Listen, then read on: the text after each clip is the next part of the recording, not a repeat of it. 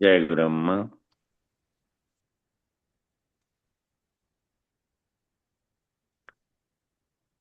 ప్రార్థన చేయండప్ప.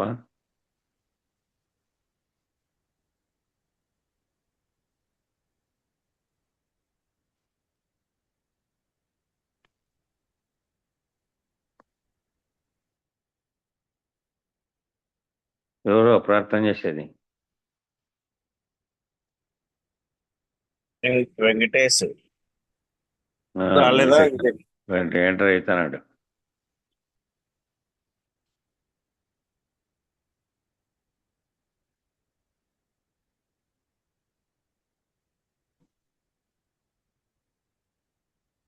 జై సద్గురు ప్రభు మహారాజుకు జై.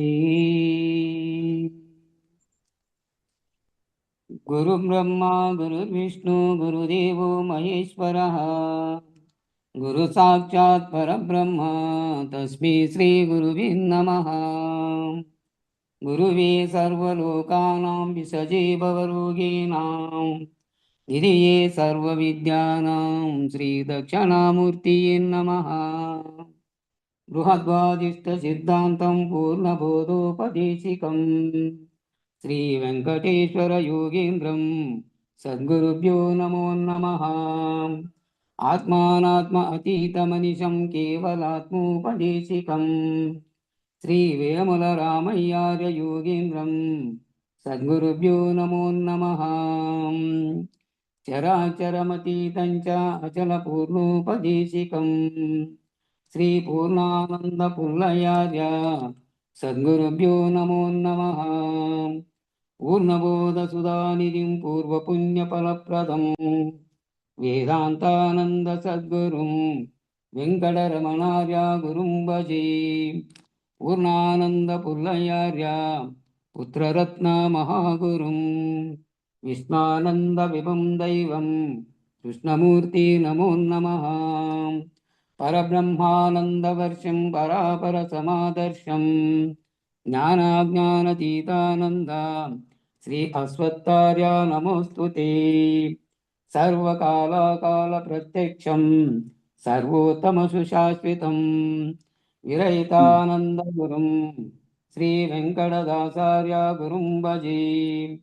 అస్మద్గురు సమారంభం కృష్ణ సాందీపమాధ్యమాం ఓంకారవీట పర్యంతం వందే గురు పరంపరం. జై సద్గురు ప్రభు మహారాజుకు జై. జై శ్రీ పూర్ణానంద పుల్లయారు సద్గురు ప్రభు మహారాజుకు జై.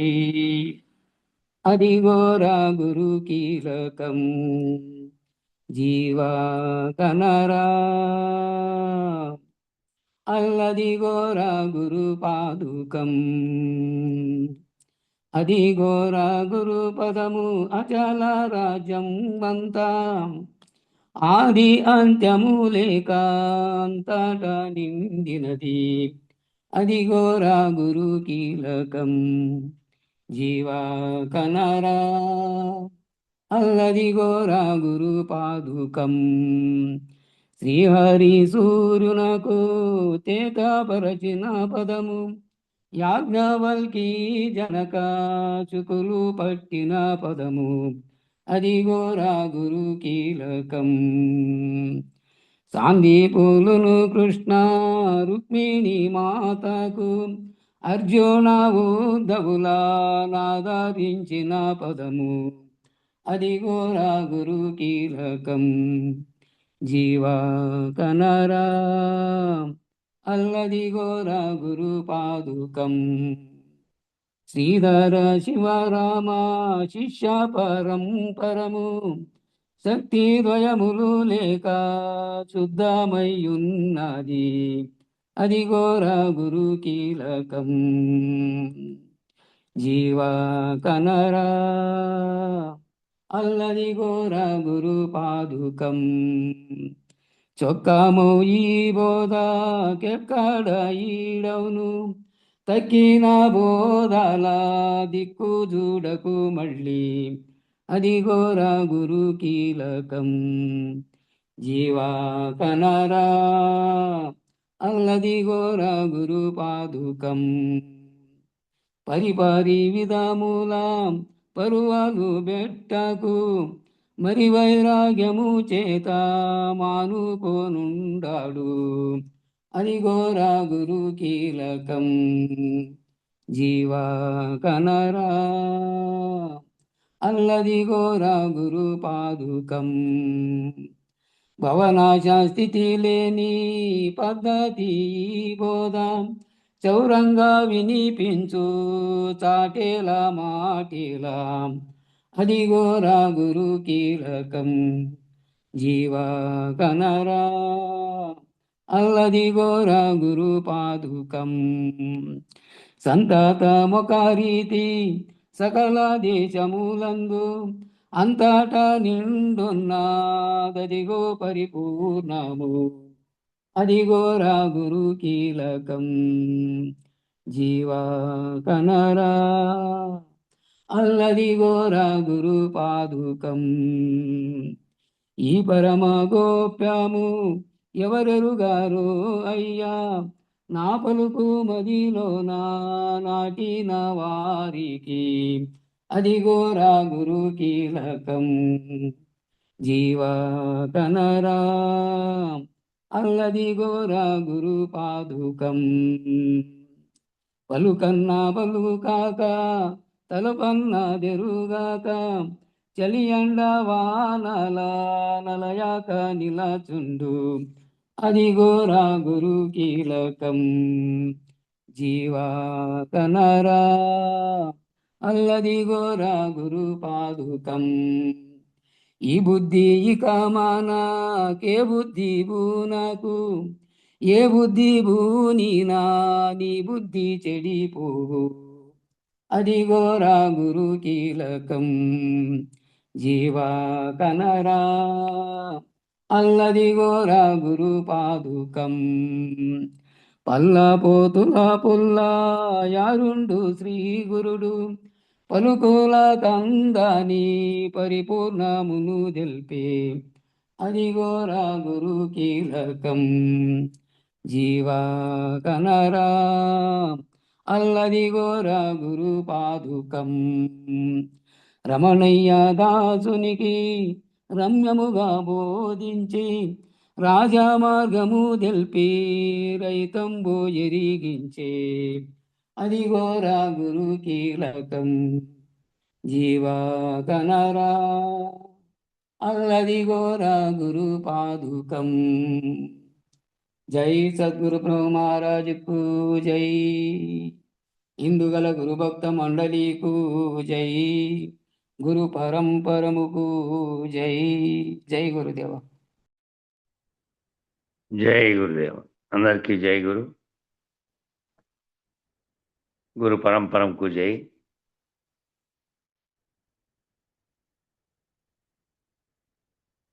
నిన్న ముగించిన చోటు నుంచి మొదలు పెడుతున్నాం. తనకు తా వచ్చి తానెరిగి తా చనును. తనకు తానే వచ్చి ఏ ప్రమేయము లేకుండా తనకు తానే వచ్చి తనకు తానే ఎరిగి తా చనును. ఎరుక ఆ విధంగా తనకు తానే వచ్చింది, మళ్ళా తానే ఎరిగింది, ఇదంతా తానే పోయింది. అట్లా మనలోనే మన రక్తంలో ఎర్ర కణాలు, తెల్ల రక్త కణాలు, ఇలాంటి కణాలు ఎన్నో పుడుతున్నాయి పోతున్నాయి. చర్మంలో ఎన్నో కణాలు పుడుతున్నాయి పోతున్నాయి. అదే శరీర వ్యాప్తంగా సప్త ధాతువులలో ప్రతి కణము, ప్రతి శ్వాసకి, ప్రతి రెప్పపాటుకు ఒకసారి శ్వాస తీసుకొని విడిచిపెడితే అనేకమైనటువంటి లక్షల కణాలు శరీరంలో పుట్టి చనిపోతూ ఉన్నాయి. వాటన్నిటి గురించి మనకు ఆ డాక్టర్లకు వాళ్ళందరికీ తెలుసు. అవన్నీ ఎన్ని ఉత్పత్తి అయితే, ఎట్లా ఉత్పత్తి అయితే నిరంతరం ఉత్పత్తి అవుతూనే ఉంటాయి, పోతూనే ఉంటాయి అని. అట్లా దానికి ఏముంది, దాని ప్రక్రియ పేరే ఆక్సిడైజేషన్ అనే ప్రక్రియ, ఆక్సీకరణం అనే ప్రక్రియ. ఆక్సీకరణం అంటే ప్రాణవాయువు తీసుకోవడము, ప్రాణవాయువు చేత ఉత్తేజితమై కొంతసేపు ఉండి మళ్ళీ కొత్త రక్త కణం ముట్టితే పోతుంది, మళ్ళీ ప్రాణవాయువు పోయినప్పుడు పోతుంది. అందువల్ల శరీరంలో ఏం జరుగుతుంది, ఎప్పటికప్పుడు శక్తి పుడుతుంది, అవి పుడతాంటే ఈ కొత్త పోతుంటే కొన్ని చనిపోతుంటే అలా లోపల నిరంతరము జరుగుతూ ఉంటేనే మనకు శక్తి ఉత్పత్తి అవుతుంది. అవి శక్తి విడుదల చేస్తాయి, పోతాయి, మరలా కొత్త కణాలు పుడతాయి, మళ్ళా మన దేహంలో జరిగిపోతూనే ఉంది ఈ ప్రక్రియ.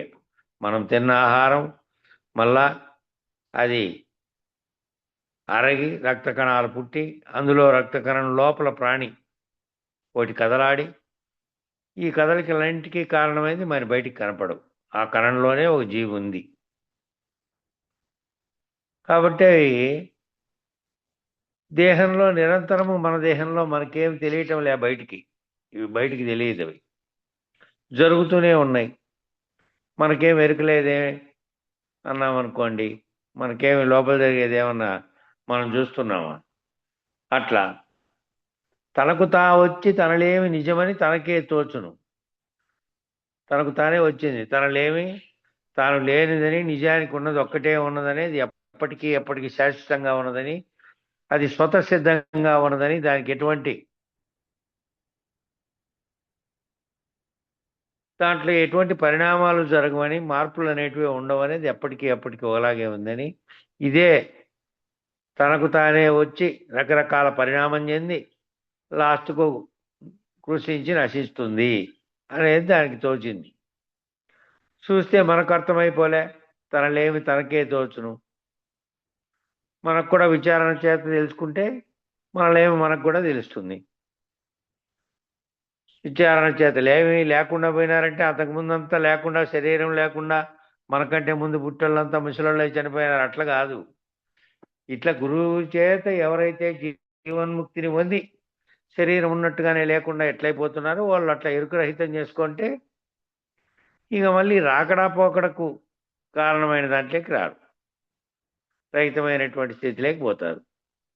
అందుకని ఏం చెప్పారప్ప అంటే అచ్యుతే జాయితే వర్ధతే అపక్షీయతే విపరిణమతే వినశ్యతే అని చెప్పారన్నమాట. అవన్నీ ఏంటివి అంటే ఆ షడూర్ములు 6 రకాలు: పుట్టుట, పెరుగుట, వృద్ధి చెందుట, పరిణమించుట, క్షయించుట, నశించుట. పుట్టమటుంటి జరిగేటివి ఇవే. పుడుతుంది, పెరుగుతుంది, ఇంకా వృద్ధి చెందుతుంది, పరిణామం చెందుతుంది, బాల్య యవ్వన కౌమార దశలుగా మార్పు చెందుతుంది, మళ్ళా క్షీణించడం మొదలు పెడుతుంది, మళ్ళీ ఆఖరికి మొత్తం లేకుండా నశిస్తుంది.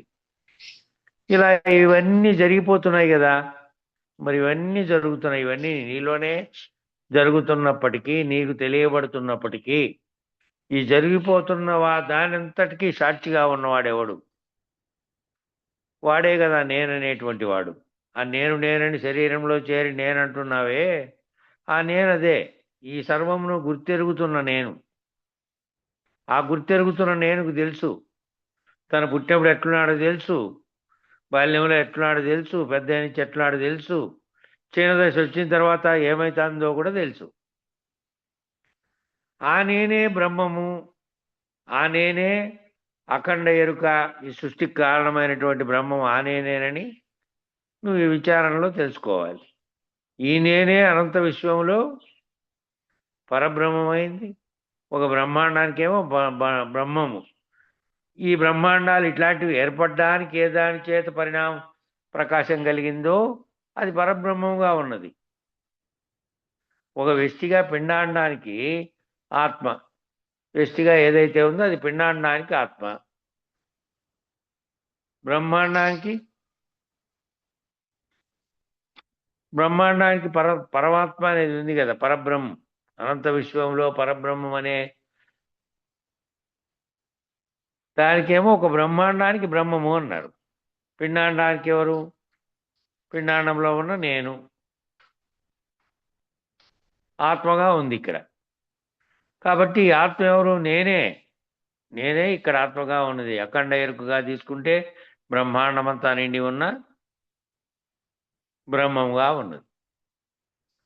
ఒక వ్యక్తిగా పిండాండానికి ఆత్మ కాబట్టి నేనే అంతటా ఉన్నది. నేను ఈ బట్టబయలులో నాకు ఉనికే లేదు. ఆ బట్టబయలులో ఉనికి లేదు, పాదు లేదు, ఆధారం లేదు, సూత్రం లేదు, నామం లేదు, రూపం లేదు, గోత్రం లేదు, సత్తు లేదు, చిత్తు లేదు, ఆనందం లేదు, జ్ఞానం లేదు, ఏమీ లేదు. సర్వలక్షణ విలక్షణం అనే ఆ పదం అందుకే వాడారు. సర్వలక్షణ విలక్షణం, ఇవన్నీ లక్షణాలు ఇప్పుడు చెప్పినవన్నీ. ఉనికి, పాదు, ఆధారం, సూత్రము, నామము, రూపము, గోత్రము, ఇవన్నీ ఇవన్నీ ఏ రకంగా ఉన్నాయి? ఇవన్నీ కూడా లక్షణాలే. సత్తు, చిత్తు, ఆనందము, జ్ఞానం అన్నీ ఇవేవీ లేవు దాంట్లో. ఇవన్నీ నీలోనే ఉన్నాయి. ఏ ఎరుక నిన్ను కల్పించిందో, ఏ ఎరుక చేత నేను కల్పించబడి నేనంటున్నావో, అదే బ్రహ్మాండమంతటా నిండి ఉన్నటువంటి బ్రహ్మముగా సాక్షిగా కూడా ఉంది. కానీ అక్కడ కల్పాంతం కూడా క్షీణించింది. ఆ కల్పాంతం కూడా అయిపోయింది. శూన్యము లేదు, సర్వము లేదు, కాలము లేదు, శూన్యాతీతం లేదు, సంకల్పాతీతము లేదు, కాలాతీతము లేదు, అన్నీ లేవు. ఏమీ లేకుండా ఉన్నప్పుడు ఉత్త బట్టబయలే ఉంది. అక్కడ ఈ లక్షణాలు ఏమీ లేవు. నేను అని ఇప్పుడు అన్నటువంటిది కూడా లేదు. దాంట్లో స్థానమే లేదు. దాంట్లో ఇంకొకటి లేదు. ఇంకొక దానికి అది కారణము కాదు అని తెలిసిన తర్వాత తనకు తానై తాచెనును. అచలం ఉన్నదని తాను ఎరిగినను. అచలమే ఉన్నది. ఇదంతా లేని కళ ఒకటి వచ్చి ఈ లేని కళను కల్పించి ఈ లేని కళను తనకు తానే సృష్టి చేసుకొని సర్వమును విచారించి మళ్ళా లేనిదని తానే కనుక్కొని తాను ఎరిగింది. ఎరిగితే ఇంక తానే లేదు. అచలం తప్ప ఇంకొకటి లేదని తెలిసింది. ఇలా దేశికేంద్రుల యొక్క కృపచేత నిర్ణయమైనటువంటి వాళ్లకు, అంటే ఇట్లా కేవలం మాటల రూపకంగా కాకుండా ఎవరైతే అట్లాంటి అశరీర గురుమూర్తి అయినటువంటి దేశకేంద్రుడైనటువంటి గురువు గారి దగ్గర వారి కృపచేత ఎవరికైతే ఇది నిర్ణయం అయిందో అట్లా నిర్ణయమైనటువంటి వాళ్లకు వారెప్పటికీ పుట్టను లేదు, వారెప్పుడు పోను లేదు, రాకడా లేదు, పోకడా లేదు. వాళ్ళు ఇంక మానేశారు. రాకడ పోకడాలకు అతీతమైన దాన్ని తెలిసి అందులో తమకు స్థానం లేదని తాము లేనటువంటి స్థితిని పొందారు. అశరీరులైనటువంటి స్థితిని పొందారు. మామూలు శరీరం ఉన్నది, ఏది ఈ సర్వమును కల్పించినదో ఆ చైతన్యమైన దాన్ని విరమించబడి దీనితో తాదాత్మ్యత లేకుండా లేక ఉన్నటువంటి స్థితిలో వాళ్ళు ఉన్నారు. 72వ కథార్థం చదువున్నా.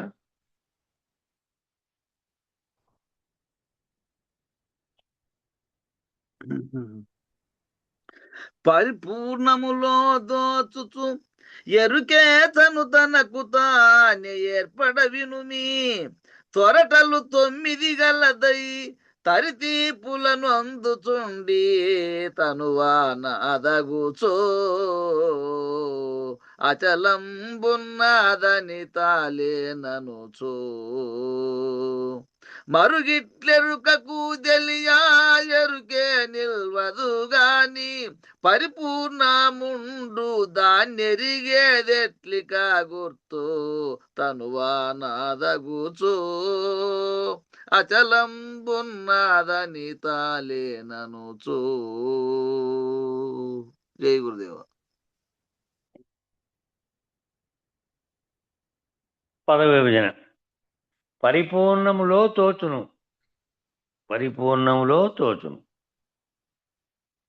ఎరుకే తనకు తానే ఏర్పడ వినుమి. త్వరటలు 9 కలదై తరితీపుల నొందుచుండి తను అనదనుచు అగుచు అచలం ఉన్నదని తాలేననుచు. మరుగు ఇట్లు ఎరుకకు తెలిగే ఎరుకే నిల్వదు గాని పరిపూర్ణముండు దాన్ని ఎరిగేది ఎట్లిక గుర్తు తనువనదగుచు అచలం ఉన్నదని తా లేనిదనచు. అచలమే ఉన్నది తాను లేనిదనచు. దానికి వివరణ ఒక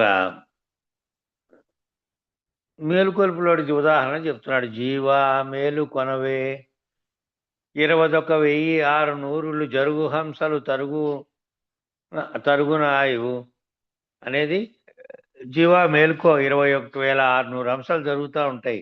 అంశాలు జరిగే కొద్దీ ఆయువు తరుగుతూ ఉంటుంది. హరిహరాదులు వచ్చి నిలిచిన ఆగది తనువు. హరిహరాదులు వచ్చి నిలబెడదామన్నే ఆ తనువేం దాని టైం వస్తానే ఆగదు.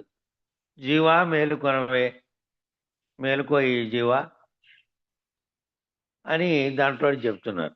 ఒక ఆ 21,600 హంసలు ఈ 9 చిల్లులు ఉన్నటువంటి సంచి, ఈ 9 చిల్లులు ఉండే సంచి ఏదంటే శరీరం, నవరంధ్రాల మూట.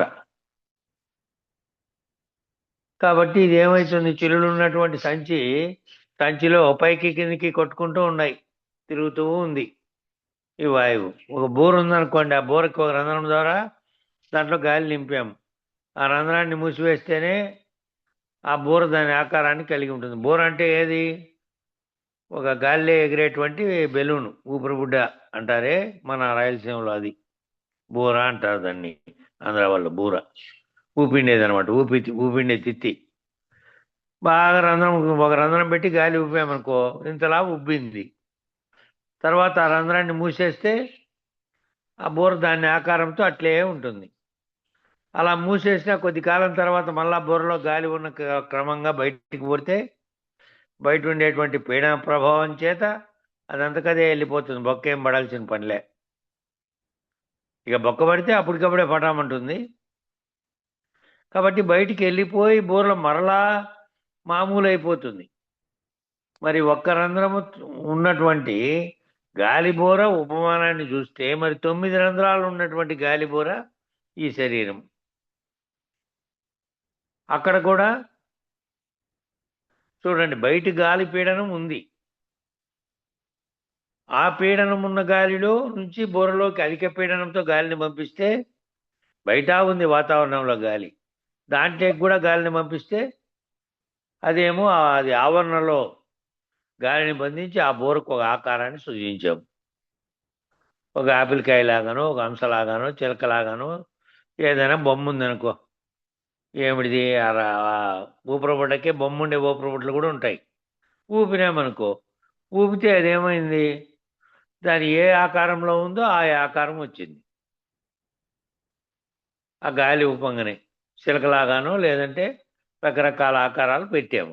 ఆకారాలు పెట్టి తయారు చేశారనుకో. ఈ మధ్య ఎల్ఈడి బల్బులు ఉన్నటువంటి బూరలు కూడా వస్తున్నాయి. ఒక బూర వచ్చి ఆ బూరలోకి ముందే ఎల్ఈడి బల్బు పెట్టింటారు. దానికి చిన్న ఛార్జింగ్ ఉంటుంది, స్విచ్ కూడా ఉంటుంది. దాంట్లోకి పెట్టి గాలి ఊపేది. అది తాడు కట్టి గాలిలోకి ఎగరేస్తారు. ఏందన్నా వాళ్ళు అడ్వర్టైజ్మెంట్ చేసేకో, ఏందన్నా పండగలు వచ్చినప్పుడు, లేదంటే ఆ యేసుక్రీస్తు వాళ్ళు లైట్ వెలిగిస్తారు కదా దాంట్లో పెట్టి. ఇట్లాంటి సందర్భాల్లో దాంట్లోకి ఆల్రెడీ ఛార్జింగ్ ఉండే ఎల్ఈడి బల్బ్ పెట్టి దాన్ని ఒత్తి ఆన్ చేసి దాంట్లోకి పెట్టి పెడతారు తాడు కట్టి. అది ఎగురుతూ ఉంటుంది పైకి. ఆ బూరలు ఏమైతే పైకి పోయిన తర్వాత ప్రకాశిస్తున్నాయి. నిజానికి ఆ బూరకు ప్రకాశించగలిగే లక్షణం ఉందే అంటే ఏమీ లేదు. దానికి ఏ ప్రకాశ లక్షణము లేదు. ఈ బల్బు పెట్టడం వల్ల, అది ప్రకాశించడం వల్ల లోపల నుంచి ఇది ప్రకాశించినట్టు కనపడుతూ ఉంది. మరి ఆ బూరకు ఆ ఆకారం ఉన్నదా అంటే, పోనీ ఆ ఆకారం అన్న ఉన్నదా అంటే ఆ ఆకారం కూడా లేదు. కేవలం ఆ రబ్బరు దానికి ఊపినందువల్ల ఆకారం వచ్చింది. ఆ గాలి పోతే ఆ ఆకారము లేదు, లోపల వెలుగుతాండే బల్బు లేదు. మరి ఆ బూరకు ఆకారం గాలి వల్ల వచ్చింది. ఆ ప్రకాశం వల్ల ఏమో కనపడేటట్టు వెలుగు వచ్చింది. అలా కాసేపు కనపడింది, తత్కాలానికి కనపడింది. మరి మన శరీరము 9 తొర్రల బుర్ర. ఇది జీవా 9 తొర్రలు ఉన్నాయి. ఆ తొర్రంటి ఏమైపోతుందో, ఈ 9 తొర్రలలో అన్ని వాయువులు, రకరకాల వాయువులని తిరుగుతూ ఉన్నాయి. కనుగొన సత్యం ఇదే, కనుగొంటే సత్యం ఇదే. మరి ఏ రంధ్రంలో నుంచి అయినా సరే గాలిపోతే ఏమీ లాభం లేదు, పనికిరాని తోలుతీత్తి అయిపోతుంది. ఇది సరే, ఆ గాలి లోపల కాడుతుంది కదా, అన్ని వైపులు కాడుతుంది కాబట్టి ఆడుతూ ఉంది. ఆ ఆడుతూ ప్రకాశిస్తూ ఉంది. ఆ గాలి పోతే ఆ ప్రకాశించేది లేదు, ఏం లేదు. కాసేపు ఎవరింట్లోనన్నా పెట్టుకోమంటే కూడా పెట్టుకోరు. కొంచెంసేపు పెట్టుకోండి అప్ప, ఇంట్లో పెట్టుకోరంటే ఇంట్లో కూడా పెట్టుకోరు, ఊరంతా తిప్పాల్సి వస్తుంది. ఇంకా సెంటిమెంట్ చాలా చోట్ల ఉంది, మనకల్లా కొంచెం లేదు. ఏదో సావిట్లోనో ఏడో కాంపౌండ్ కాడ ఏడ ఖాళీగా ఉంటే ఆడ పెట్టుకునే కూడా అట్లేమన్నారు. కనీసం మన పక్కన హైదరాబాదు అట్లా చోట తెలంగాణలో కొన్ని చోట్ల బాడిక్కునే ఇంటోడు కూడా ఆ కాంపౌండ్లోకి దానిలే. ఓ రోజు మరవేకలపల్లి అబ్బాయి అక్కడ జాబ్ చేస్తూ చనిపోతే తెల్లవార్లు తిరిగాం, ఎక్కడా కూడా ఖాళీ లేవు ఇవి. ఆసుపత్రుల్లో మార్చరీలు కూడా లాస్ట్కి ఎక్కడో ఓ చోట డెడ్ బాడీ వాళ్ళు తీసుకుపోతే అది ఖాళీ అయితే దాంట్లోకి పోయి పెట్టాం. ఆ మళ్ళా మరుసనాడు వాళ్ళ తల్లిదండ్రులు వచ్చేదాకా అట్లుంటుందన్నమాట. పెట్టుకోండి అయ్యా బాబు, వాడు బాడిక్కున్నాడు ఎన్నాళ్ళు మీ ఇంట్లోనే, మీ కాంపౌండ్లో ఊరికే పెట్టుకుంటాము. వాన పడుతుంది, వాన పడినా సరే ఏదో ఒకటి టెంట్ అన్న పెడతామని కూడా ఒప్పుకోరు ఎట్టి పరిస్థితుల్లో. ఆ కొన్ని గంటల కిందటి వరకు తిరిలాడాడు, హార్ట్ అటాక్ వస్తే పోయాడు. కొన్ని గంటల కింద వరకు ఆ ఇంట్లోనే తిరిలాడాడు, కానీ ఆ ఓనర్ ఒప్పుకోలే. అట్లా ఉంటుంది. ఎవడన్నా పెట్టుకుంటాడా, చచ్చిపోయిందంటే అంతే, అయిపోయి. కాబట్టి ఏమీ లాభం లేదు, పనికిరాని తోలుతిత్తి. సరే కాసేపు ఎవరింట్లో పెట్టుకోమన్నా పెట్టుకోనివ్వరు, వాడు చనిపోయిన ఇంట్లో పెట్టుకోమన్నా పెట్టుకోనిరు. పోనీ అప్పుడు దాకా ఎంత కోటీశ్వరుడైనా, ఎంత ధర్మాత్ముడైనా సరే, ఎంత అధ్వాన జీవితం జీవించినోడైనా సరే, ఆ గాలి, ఆ ప్రజ్ఞ, ఆ చైతన్యం, ఆ ప్రకాశం, ఆ నాలుగు తప్పుకుంటానే గోవింద. అది ఉన్నంతసేపే, అది ఉన్నంతసేపు అది ఉంటే, ఆ గాలి ఉంటే, తానేం మాట్లాడలేని స్థితిలో ఉన్నా, చైతన్యం లేకపోయినా, కోమా స్థితిలో ఉన్నా విలువ ఉంది. ప్రాణం ఉంది కాబట్టి, ఆ గాలి ఉంది కాబట్టి. గాలి పోయిందంట నిమిషంలోనే తోలుతిత్తి, ఇంకా తోలుతిత్తికి ఏం విలువ లేదు. తెగిపోయిన చెప్పులు ఎవరన్నా మీ ఇంట్లో ఓ పక్కన పెట్టుకుంటారా అంటే, ఆ పక్కన పడేసి వెళ్ళండి, రేపు కావాలంటే పట్టుకెళ్ళండి అంటారు తప్ప శరీరాన్ని మాత్రం ఉంచరు. ఇంకా మహా అయితే బాగు చేయించుకోండి అంటారు, లేదంటే గాలిపోయిన తోలుతిత్తి అనేటువంటి శవాన్ని మటుకు ఏం ప్రయోజనం లేదు, వెంటనే తీసుకుపోయి ఏడన్నా బయట అరిగి మీద ఏడో ఒకసారి పెట్టుకోండి, ఇంట్లో వద్దని. ఇటువంటి పరిస్థితిలో కాబట్టి ఈ 9 తిల్లులు ఉన్నటువంటి ఈ గాలి బూర లాంటి తోలుతిత్తికి తెగిన చెప్పుకున్న విలువ లేదన్నమాట. కానీ అది నిలబడి ఉన్నంతసేపు మాత్రం మహత్ ప్రభావాన్ని కలిగి ఉంది. ఆ మహత్ బ్రహ్మమును తెలుసుకోగలిగినటువంటి సమర్థమైనటువంటి పనిముట్టు ఇది. ఆ మహత్ అనే బ్రహ్మాన్ని సైతం, ఆ బ్రహ్మం ఎవరు తానేననే సైతం విచారణ చేసి నాళ్ళు తెలుసుకోగలిగినటువంటి సమర్థమైనటువంటి పనిముట్టు ఏదైనా ఉందంటే ఇదే శరీరం. కాబట్టి శరీరం పొందినందుకు శరీరం ప్రాణం ఉన్నట్టుగానే శరీరం అనే పనిముట్టును ఉపయోగించుకొని దీన్ని తెలుసుకో అంటున్నారు. అది దేవతలకు సైతం సాధ్యం కాదు అనే మాట ఎందుకన్నారు అని అంటే, వాళ్ళకి శరీరం అనేది లేదు. అనుభవరీత్యా ఏదైతే అనుభవాలను పొందాలో, ఈ కర్మల యొక్క ఫలితాన్ని పొంది అది ఎట్లా ఉంటాయో అనుభవం చేత తాము మళ్ళీ శరీరదారులై ఆ శరీరంను పోగొట్టుకోవడం ఎట్లా, శరీరంలో ఉన్నటువంటి శరీరం అనే పనిముట్టులో ఉన్నటువంటి గుర్తెరిగే చైతన్యాన్ని పొందాలంటే వాళ్ళు అనుభవం పొందిండే అనుభవం అనేటువంటి పనిముట్టుకు ఉంది. ఈ పనిముట్టు ద్వారా పొందినటువంటి అనుభవం ఉంది. ఎవరు దాంట్లో ఉండే నేను నిజనేననేటువంటి చైతన్యానికి ఉంది. ఈ శరీరాన్ని ఉపయోగించుకొని దీంతోనే పనిముట్టుగా ప్రయత్నం చేసి అన్నీ చేసావు వ్యవహారాలన్నీ. కాబట్టి ఆ అనుభవం అనేటువంటిది నీలో ఉంది. ఈ మహత్తంతా ఏమిటిది అంటే, ఆ బ్రహ్మాన్ని తెలుసుకోగలిగినటువంటి సమర్థమైనటువంటి పనిముట్టి. పనిముట్టి చాలా విశేషమైనటువంటి పనిముట్టి, ఇది మామూలుది కాదు. మానవోపాధి ఘటం. మానవోపాధి ఎటువంటి ఘటం ఇదంటే మానవోపాధి ధరించినటువంటిది. ఈ మానవ ఉపాధికే ఈ మొత్తాన్ని కనుక్కోగలిగినటువంటి, ఈ మొత్తాన్ని ఛేదించి తనను గూర్చి, బ్రహ్మాండాన్ని గూర్చి, సర్వమును గూర్చి తెలుసుకొని మళ్ళీ తాను లేకుండా ఎట్లా పోవాలనో తెలుసుకునేటువంటిది ఇది. చూసేకి ఆ విధంగా ఉంది. దాంట్లో ఏదైతే వచ్చిందో అది కనుక్కుంటుంది. లేదంటే ఇట్లాంటి కుండలు ఎన్ని పుడతల్లో మళ్ళీ పుట్టి, మళ్ళీ పోయి, మళ్ళీ పుట్టి, మళ్ళీ పుడతానే ఉంటుంది. కర్మ ఫలితాన్ని అనుభవించడానికి మళ్ళా ఉపాధితో అనుభవము, ఉపాధితో అనుభవం ద్వారా మళ్ళీ కర్మ, ఆ కర్మ ద్వారా మళ్ళా ఫలితం నుంచే మళ్ళా శరీరం. ఎన్ని రకాలైనటువంటి శరీరాలు ధరించాలో మానవులే అని కాదు. కాబట్టి ఈ మానవోపాధినే విశేషమైనటువంటి పనిముట్టు, ఇది విశేషమైనటువంటి పనిముట్టు. కాబట్టి పనిముట్టు చాలా విశేషమైన పనిముట్టు. కాబట్టి ఆదిశంకర్లు ఏమన్నారంటే,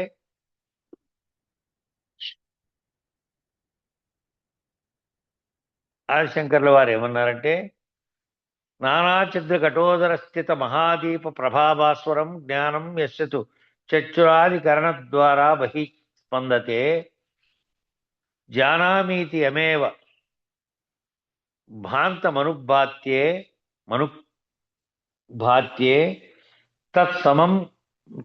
తత్సమస్తం జగత్ అన్నారు. ఈ సమస్త జగత్తు కూడా అనేక బొక్కలు పడినటువంటి ఓ కుండలో నుంచి ఉపమానం చెప్పారు. 9 తూట్లు పడినటువంటి శరీరం అని ఇప్పుడు పోల్చారే, అట్లా ఆ కుండకు నానాఛిద్ర ఘటోదర స్థితం, అనేక బొక్కలు పడిందంట ఆ కుండ. దాన్ని ఉపమానంగా చెప్పి కింద అర్థం చెప్తున్నారు చూడండి. 9 చిల్లుల కుండకి రంధ్రాలు పెట్టాం, పెట్టి ఒక దీపం దాని మీద బోర్లించాం, దీపం పెట్టి ఆ దీపం మీద బోర్లించాం ఈ చిల్లుడు పెట్టిన కుండను. 9 చిల్లుల్లోంచి 9 రకాలైనటువంటి వెలుగులు వచ్చినాయి,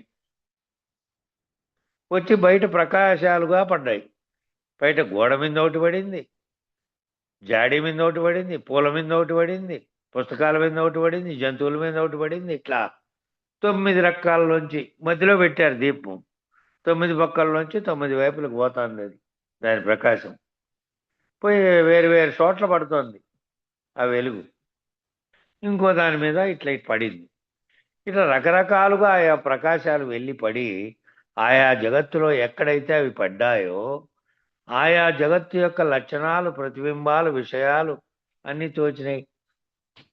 ఇట్లా దీంట్లో నుంచి ఎక్కడెక్కడ పోయి పడినాయో దీనివన్నీ అప్పుడు అవన్నీ కనపడుతున్నాయి. అక్కడ లక్షణాలు, ఒకటి బుక్ అని, ఒకటి పెన్ అని, ఒకటి ఇంకోటి అని, ఏమిటేమిటి మీద వెలుగు పోయి ప్రకాశిస్తుందో అవన్నీ బింబాలు, ప్రతిబింబాలు ఏర్పడినాయి దీని యొక్క వెలుగు వల్ల.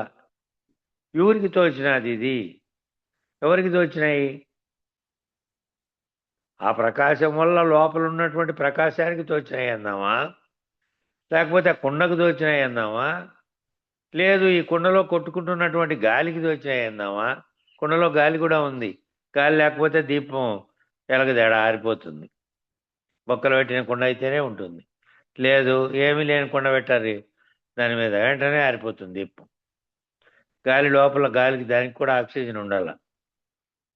మరి దేనికి తోచినాయని విచారణ చేస్తే తోచటమే పెద్ద అబద్ధమయ్యా బాబు. ఈ ప్రకాశం వెళ్ళి దాని మీద పడినంత మాత్రాన అది తోచాల్సిన అవసరం ఏముంది? అవసరం ఏమీ లేదే. అలా ఎవడైతే తన యందు తాను రమిస్తూ ఉన్నాడో, స్వప్రకాశ స్వరూప జ్ఞానంలో నిలకడ చెంది బాహ్యేంద్రియ విషయ సంఘాతం చేత చేరకుండా ఉన్నాడో, తనలో ప్రకాశాన్ని తన లోపలికే తిప్పుకొని తనలో ఏమేం జరుగుతోందో తనలో తాను, తనకే తాను తనలోకి చూసుకొని ఎవరైతే తనలోని ప్రకాశం చేత బయటి విషయాలన్నిటితోనూ చేరి ఆ బయటి విషయాలతో తన తాదాత్మ్యం చెందకుండా ఉన్నాడో అట్లా వాడు తనను తాను తగ్గించుకున్నవాడు. తనను తాను తెలుసుకుంటే తనలోని ప్రకాశం చేత లేకనే ఉన్నట్టుగా తోస్తున్నటువంటి దానిలతో, ఆ బయట ఉన్నటువంటి విషయాలతో తాదాత్మ్యం చెంది దాంట్లో జరిగే వాటితో దుఃఖించడం, సుఖించడం, ఆనందించడం, విచారించడం, చింతించడం, ఈ రకరకాలైనవన్నీ చేస్తూ ఉన్నాడు. కాబట్టి వెలుగు దాంట్లో నుంచి వచ్చి బయటపడింది దాని మీద చూడకుండా లోపల దాన్ని విచారించుకో, బయట చేరకుండా చూసుకో, విషయ సంఘాతం చేత చేరకుండా నిన్ను నీవు బాహ్యం నుంచి లోపలికి తగ్గించుకున్నవాడు ఇప్పుడు తనను తాను తగ్గించుకున్నవాడు నా కొరకు హెచ్చింపబడును అనే వాక్యం తీసుకొచ్చారు. మళ్ళీ ఇది నిజానికి ఇది బైబిల్లో వాక్యము. బైబిల్ వాక్యాలు కూడా వీళ్ళు కొంచెం ఆయన స్టడీ చేశాడు కాబట్టి వీళ్ళ గురువు మన నిర్భయానంద స్వామి. అందువల్ల దాంట్లో వాక్యాలను తీసుకొచ్చాడు అనేక చోట్ల. మెహర్ బాబా వాళ్ళు చదివారు, మళ్ళీ వీళ్ళు కూడా తీసుకొచ్చారు వాక్యాలు. అందువల్ల ఆ వాక్యం ఇక్కడ ఉదాహరించాడు. అంటే తనను తాను ఎవడైతే చర్చించుకుంటూ పోతాడో వాడు ఏమవుతాడంటే అభిమానం అనే వ్యాధికి గురవుతాడు. అది దురభిమానంగా మారుతుంది. ఆ తమో గుణం వల్ల మళ్ళా స్వాభిమానంగా మారుతుంది. రజో గుణం వల్ల ఆత్మాభిమానం అనే పేరు మీద చాలామంది చేస్తాడు. రాగద్వేషాలతో, జీవభావంతో, స్వాతిశయంతో. ఆత్మాభిమానం కాదు అది, నిజానికి అహంకారమే. అహంకారం అనే దానికి ఆ రూపం చెందింది. ఆత్మకేముంది? అదేమన్నా వస్తువా? అదేమన్నా అది కేవల ప్రకాశంగా ఉంది. ఆ ప్రకాశంతో భావనలన్నీ చెందుతున్నది నీ అంతరంగమే. అదేమి అంతరంగం చెందుతోంది తప్ప ఈ భావనలు ఆ ఆత్మ చెందుతోందే. దాని ప్రకాశం చేతే 24 తత్వాలుగా ఉన్నదంతా పనిచేస్తుంది. ఈ 4 చింతిస్తున్నాయి, అహంకరిస్తున్నాయి, అభిమానిస్తున్నాయి. దానికి మళ్ళీ ఆత్మాభిమానం పేరు పెట్టాయి. నిజానికి ఆత్మ కాదు, ఆత్మకు అసలు అభిమానమే లేదు. అభిమానం లేనిదే ఉంది. అది కేవలం ప్రకాశ వస్తువుగా ఉంది. దాంట్లో నుంచి బయటపడిన ప్రకాశాన్ని బట్టి ఈ మిగిలినవన్నీ పనిచేస్తున్నవే తాదాత్మ్యత చెంది పెట్టాయి. కాబట్టి ఆత్మ సాక్షిగతమైనటువంటిదే. నీ మనసు, బుద్ధి, చిత్తం, అహంకారం అనే 4 రూపాలు ధరించి ఈ 4 రూపాల్లో ఈ ప్రయత్నం చేస్తోంది తప్ప అదేమీ చేయట్లే. అది సాక్షిగతమైనటువంటిది. ఆత్మ ప్రకాశగతమైనటువంటిది. అది ప్రకాశం కలగజేస్తోందే కానీ అది వచ్చి వ్యవహరించట్లే. మనసు పోయి వ్యవహరిస్తోంది. శరీరంతో తాదాత్మ్యం చెందింది, బయట కనపడిన దానితో తాదాత్మ్యం చెందింది, అన్నీ చెందింది. కాబట్టి ఆత్మ సర్వవ్యాపకమైనటువంటిది. ఆత్మ అవ్యవహారి. ఆత్మ అది వ్యవహారం చేయదు. ఆత్మ యొక్క లక్షణాలు ఆ విధంగా ఉన్నాయని చెప్తున్నాడు ఇక్కడ. కాబట్టి శరీరం స్వరూపం యథవా కలత్రం యశచ్చారు చిత్రం ధనం మేరుతుల్యం మనచ్చేన్న లగ్నం గృహోరంగి పద్మే తతక్కిం తతక్కిం తతక్కిం తతక్కిం అంటుంది గురువాష్టకం. ఇది గురువాష్టకంలోది. ఇది ఏమంటుంది? ప్రతి ఒక్కరూ ఈ గురువాష్టకం అనేటువంటి ఆదిశంకర్లు రాశారు. నిజానికి రాసినప్పటికీ కూడా మనం కూడా చెప్పుకుంటున్నాం. మనం ప్రత్యేకంగా దాని మీద వ్యాఖ్యానం రాసిన గ్రంథం కూడా చదివాం. కాబట్టి ప్రతి ఒక్కరు ఈ గురువష్టకం అనేటువంటి ఆదిశంకర్ల యొక్క అద్వైత సూత్రరత్న మాలిక అనేటువంటి నిజ జీవితంలో తెలుసుకొని పాటించాలి అంటున్నాడు. కాబట్టి శరీరం యథావా కలత్రం అని పైన ఇచ్చినటువంటి యశచ్చారు చిత్రం ధనం మేరుతుల్యం మనచ్చేన్న లగ్నం గురోరంగిరి పద్మే తతక్కిం తతక్కిం తతక్కిం నభోగే నయోగే నవావాజిరాజౌ నకాంత ముఖేనైవ విత్తేషు చిత్తం. ఇలా ఈ జగత్తుకు సంబంధించిన అనేక లక్షణాలని దీంట్లో ఉదాహరించారు. ఆ గురువాష్టకంలోదే ఇది కూడా. అలా ఈ జగత్తుకు సంబంధించిన అనేక లక్షణాలను చెబుతున్నారు. ఈ ప్రకాశాలన్నీ పడేవన్నీ ఇవే. ఈ 9 త్వరలో ఉన్న కొండలో నుంచి లోపల ఉన్న చైతన్య ప్రకాశం వల్ల, లోపల ఉన్న ప్రజ్ఞా ప్రకాశం వల్ల ప్రతిఫలం చెంది ఆ ప్రతిఫలన కాంతి చేత కనబడేటివన్నీ ఇవి. కాబట్టి వీటి అన్నిటి యందు కూడా కర్తృత్వ భోక్తృత్వ అభిమానములు ఏర్పడి, అహంకార మమకారాలు ఏర్పడి వాటి చేత పరిమితించబడుతున్నాననేటువంటిదే అజ్ఞానం. దానిలో పరిమితిని నువ్వే పెట్టుకున్నావు. అది పరిమితించలే. దాని నుంచి వచ్చినటువంటి దాంతో కర్తృత్వాన్ని చెందావు. నేను అనుభవిస్తున్నాననే భోక్తృత్వం వచ్చింది, అభిమానం ఏర్పడింది, అహంకారం ఏర్పడింది, మమకారాలు ఏర్పడినాయి. ఆ పరిమితించినవి వాటి వల్ల అనేది, వాటి చేత అనేది అది అజ్ఞానంగా మారింది. ఎప్పుడైతే ఆ వెలుగు బయటపడి ప్రసరిస్తున్న దానితో తాదాత్మ్యం చెందనీయకుండా విరమించుకున్నాడో, తన లోపలి ప్రకాశాన్ని గుర్తించిన వాడు, ఆత్మ ప్రకాశాన్ని గుర్తించిన వాడై వాడు అజ్ఞానం తొలగించుకునే మార్గం ఏర్పడుతుంది. లేదంటే అజ్ఞానంగా మారుతున్నటువంటి దాని చేత బంధింపబడతాడు. అజ్ఞానానికి నిర్వచనం ఇది. ఎప్పుడు పుట్టింది అని అడిగాము ఎవరిని? శంకర భగవత్పాదులను. అజ్ఞానం అనాది, నాకు తెలియదు అన్నాడు. అనాదిగా ఉంది, నాకు కూడా తెలియదు అన్నాడు. ఎప్పుడు పుట్టిందో ఏమో. ఏమండి ఇన్ని చెప్పారు కదా మీరు ఇన్ని చెప్పారు కదా.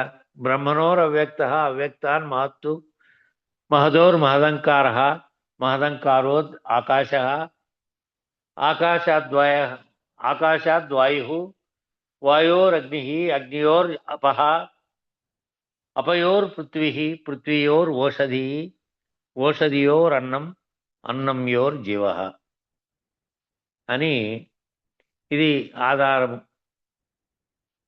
ఏమిటి ఈ సృష్టికి కారణం ఏ విధంగా అయింది అనే దానికి చెప్పబడిన సాంఖ్య సూత్రాలలో చెప్పబడినటువంటి ఈ శ్లోకాన్ని ఆధారంగానే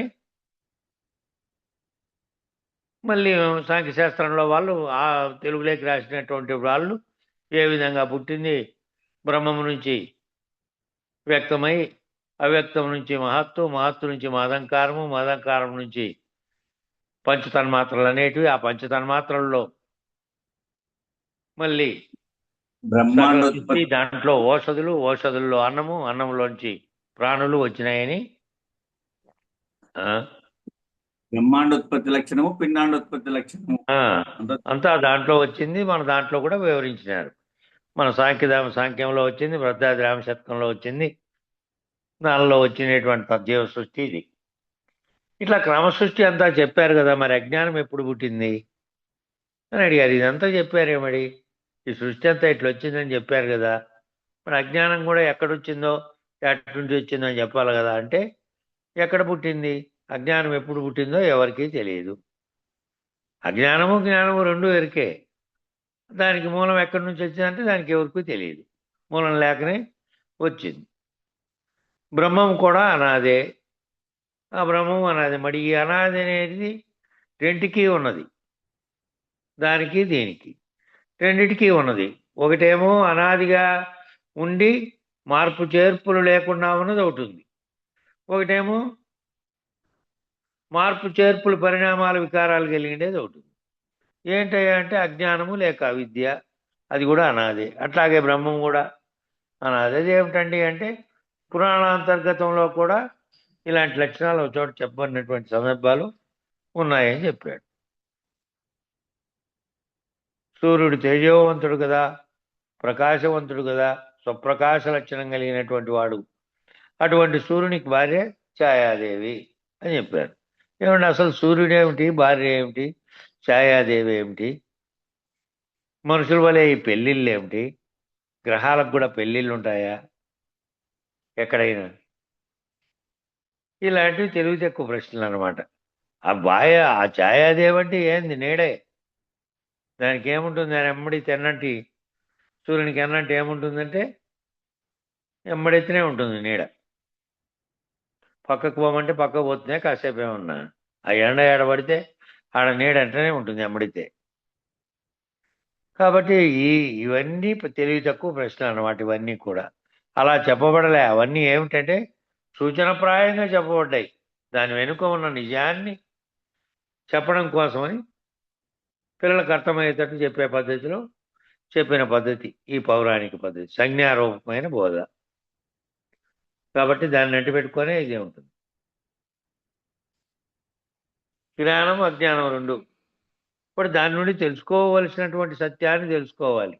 అంటే ఒక ప్రమిద వెలిగించామంటే దాని చుట్టూ ప్రకాశాన్ని ఇస్తుంది. దాని కింద చీకటి ఉందా లేదా? ప్రమిద కింద ఆధార స్థానం వైపు చీకటి ఉంది. తన కింద చీకటి అది పోగొట్టలేదు. మరి సూర్యుడు అంతటా ఇస్తాడు కదండి. అంటే ఆ సూర్యుడికి ప్రమిదలాగా ఏమన్నా ఆధారం ఉన్నదా కింద చీకటి ఉండడానికి? అది ఎట్లా కుదురుతుందండి? ఛాయ ఎట్లా కుదురుతుంది? అది కాదయ్యా. సూర్యుడు ప్రకాశించడానికి కారణం ఆత్మప్రకాశం, చైతన్య ప్రకాశం. బ్రహ్మం ఉండబట్టే ఆ బ్రహ్మంతో వల్ల ప్రకాశింపబడుతున్నదే అది కూడా. అంటే సూర్యుడు స్వయంగా ప్రకాశించడం లేదు, సూర్యుడే ఆత్మప్రకాశం వల్ల ప్రకాశిస్తున్నాడు. ఏది కల్పించిందో ఈ సంకల్పించి సర్వమును దాని ప్రకాశం చేతనే అది కూడా ప్రకృతిలో భాగమైంది. ప్రకృతిలో బ్రహ్మాండం అంతా గోళాలతో సహా ఎట్లా భాగమై ఉన్నాయో అట్లా భాగమై ఉంది ఆ సూర్యుడు కూడా. కాబట్టి ఆ వాస్తవానికి జడ వస్తువుగా చూస్తే ఇతర గ్రహాలు ఎలాగో ఈ సూర్యుడు కూడా అలాగే. అది కూడా కాకపోతే దాంట్లో నిరంతరం మండుతున్న అగ్ని కణాల వల్ల అది వెలుగుగా ఇస్తోంది, మండుతూ ఉంది. అది కూడా ఇతర గ్రహాలన్నీ ఏ విధంగా ఆయా గ్రహాల లక్షణాలు ఉన్నాయో అట్లా లక్షణాలు కలిగే ఉంది. కాకపోతే న్యూక్లియర్ ఫిషన్, న్యూక్లియర్ ఫ్యూషన్, అణువిచ్ఛితి, అణు సంయోజనం అనేటువంటి 2 శక్తులు పనిచేస్తున్నాయి దాంట్లో. అణు సంయోజనం జరుగుతుంది. సంయోజనం జరిగి విపరీతమైన వేడి ఉత్పత్తి అయి అందులో నుంచి మళ్ళీ అణువిచ్ఛితి జరిగి ఆ కిరణాలు వచ్చి భూమి మీద బ్రహ్మాండం అంతటా అవి పడుతున్నాయి ఆ సూర్యకిరణాలు. ఆ 2 శక్తులు పనిచేస్తున్నాయి అక్కడ. 2 రకాలైన చర్యలు జరుగుతున్నాయి అక్కడ.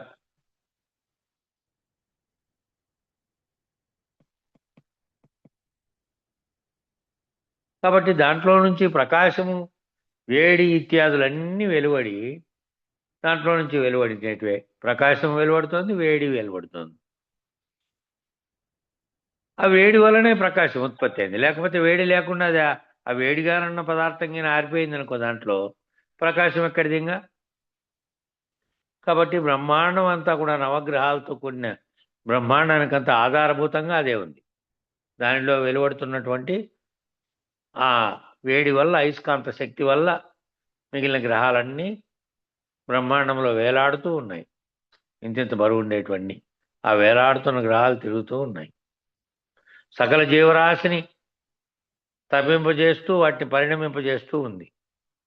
దానివల్లనే పుడుతున్నాయి ప్రాణులు, దానివల్ల ఆహారోత్పత్తి, దానివల్ల ఋతువులు అన్నీ ఏర్పడుతున్నాయి. సర్వతాపసుడని కూడా పేరుంది సూర్యునికి. సృష్టి యొక్క పరిణామానికి కారణస్థితి యందు ఉన్నాడు సూర్యుడు.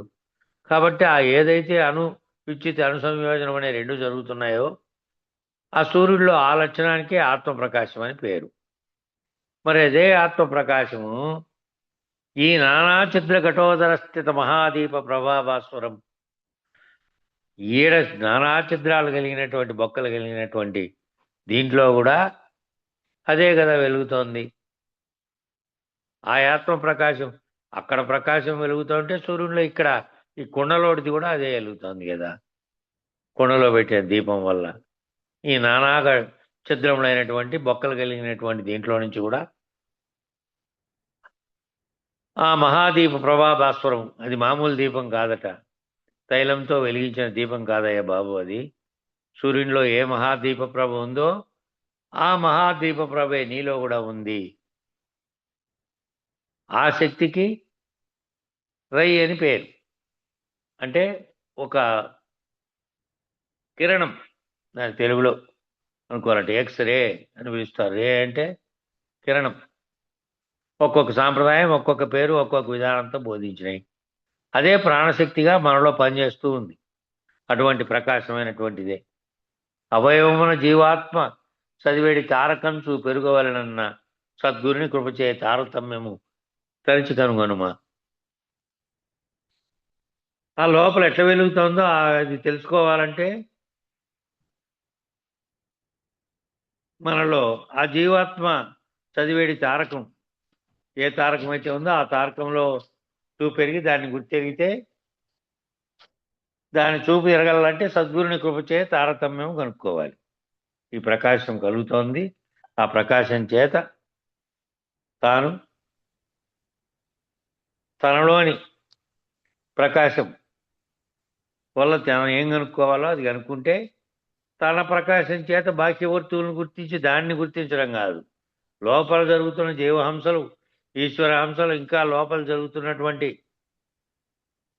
రకరకాలైనటువంటి కొండలని శక్తి, షడాధారములు, సాంప్రదాయ భేదాలను బట్టి అన్ని పద్ధతుల్లో వివరిస్తున్నటువంటి ఆ చక్రాలు, అందులో దానికి అధిదేవతలుగా ఉన్నవి, ఇవన్నీ వివరించే ప్రయత్నం, బోధించే ప్రయత్నం జరిగింది.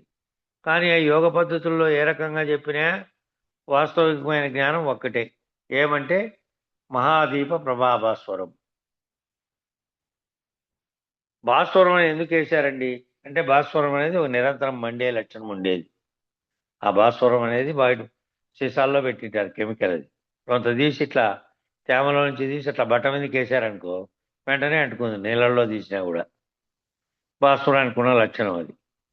2 లక్షణాలు ఉన్నాయి. పదార్థ విజ్ఞానంగా చూస్తే తనకు తానే మండిపోతుంది. మళ్ళా బయటికి తీసి ఆక్సిజన్ తగిలితే దానికి గాలి ఎవరు మండించాల్సిన పని లేక దానికి స్వయంగా నష్టం కూడా అయిపోతుంది, మండిపోయి కరిగిపోతుంది. కాబట్టి వినష్టంచ సద్యో యథాత్వ ప్రభోతే యథాబాతి సత్వం తదాబాతి సర్వం పరబ్రహ్మ నిత్యం తదేవాహమస్మి. తనకు తానుగా ఏదైతే ప్రకాశించి తనకు తానుగా ఏదైతే నష్టమైపోయి తనకు తానుగా ఏదైతే సద్యోదాతమై ఉన్నదో దానికి పరబ్రహ్మం అని పేరు. అందువల్ల అక్కడ భాస్వరం లక్షణాన్ని పెట్టారు. ఏది తనకు తానుగా వేడిగా ఉందో, తనకు తానుగానే మండిపోతుందో, తనకు తానుగానే బయట గాలి తగులుతానే ఉన్న అంతవరకు లోపల ఉన్నది నశిస్తుందో దానికి భాస్వరం అని పేరు. దానికే అట్లా సొంతంగా ఉన్నటువంటి తనకు తానుగా ప్రకాశం కలిగేదానికే పరబ్రహ్మ అని పేరని చెప్పారు. ఓ 2 నిమిషాలు ఇది మంగళం చెబితే అది రికార్డింగ్ ఆఫ్ చేసి 2 నిమిషాలు మాట్లాడుకుంటే సమయం సరిపోతుంది. మంగళం చెప్పప్ప. జై సద్గురు ప్రభు మహారాజుకు జై. జయ జయ జయ మంగళం వనగా జయమే సదా అపజయము గురునకు లేని లేడుగా. జయ శుభాచయ హారతులు మన జయము కొరకే గాని గురునకు జయము జందగ జయవేయి జన్మముల నా జేతగాదని. జయ జయ జయ మంగళం వనగా జయమే సదా అపజయము గురునకు లేని లేదుగా. మంగళం గురుదేవాయ మహనీయ గుణాత్మనే సర్వలోక శరణ్యాయ సాధురూపాయ మంగళం మంగళం మంగళం. జై సద్గురు ప్రభు మహారాజుకు జై. జై శ్రీ వెంకటాంబ సమేత శ్రీ పూర్ణానంద పుల్లయ్యారి సద్గురు ప్రభు మహారాజుకు జై. జై శ్రీ వేదాంతానంద వెంకట రమణారి సద్గురు ప్రభు మహారాజుకు జై. జై శ్రీ విష్ణానంద కృష్ణమూర్త్యారి సద్గురు ప్రభు మహారాజుకు జై. జై శ్రీ జ్ఞానాజ్ఞానతీతానంద అశ్వత్థారి సద్గురు ప్రభు మహారాజుకు జై. జై శ్రీ విరహితానంద వెంకటదాచార్య సద్గురు ప్రభు మహారాజుకు జై. ఇందుగల గురుభక్త మండలికు జై. గురు పరంపరముకు జై. సర్వం సద్గురు చరణారవిందార్పణమస్తు. సర్వే జనా సుఖినో భవంతు. ఓం శాంతి శాంతి శాంతి. జై సద్గురుదేవ. అందరికీ నా ద్వాదశి వందనాలు గురుదేవ.